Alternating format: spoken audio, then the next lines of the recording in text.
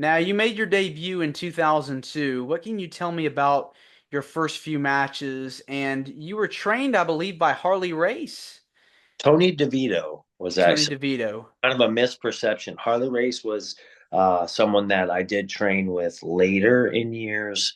Once I had already started working independence and stuff, he was actually the person who helped me get to Japan for the first time.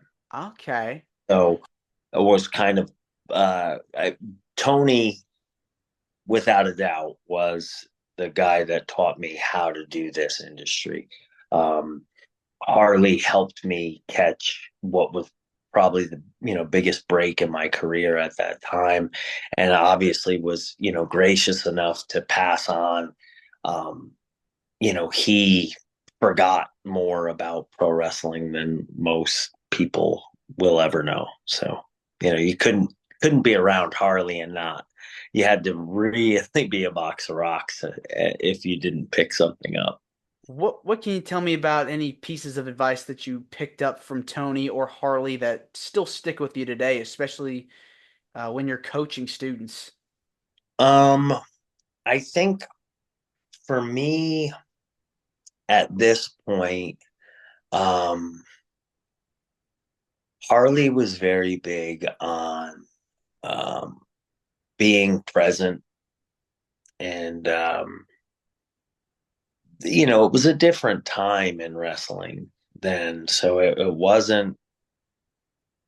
I don't really like to get use too many inside baseball terminology, but it wasn't a high spot business the way that it is today. So it was a lot easier, dare I say, to be present and be where your feet are, because guys understood better um, the concept of a high spot, and that a high spot was something that was, there might be a few in the match, and they're like landmarks along the way.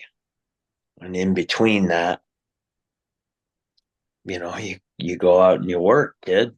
Yeah, That's what Harley would say. And um, that's, I think, something that in today's wrestling we could use some more of.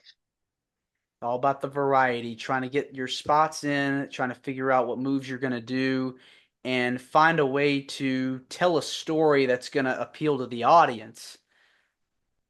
I mean, that's where I think the presence comes um, uh, into it the most, is where if you're trying to do this with nothing but high spots, then that requires memorization. And if you've memorized something, there's no way that you can be present while you're doing it. Mm, So it's kind of a flawed formula, and it's dare I say it, I can't imagine that Harley would take to it kindly in any way, shape, or form if he were here.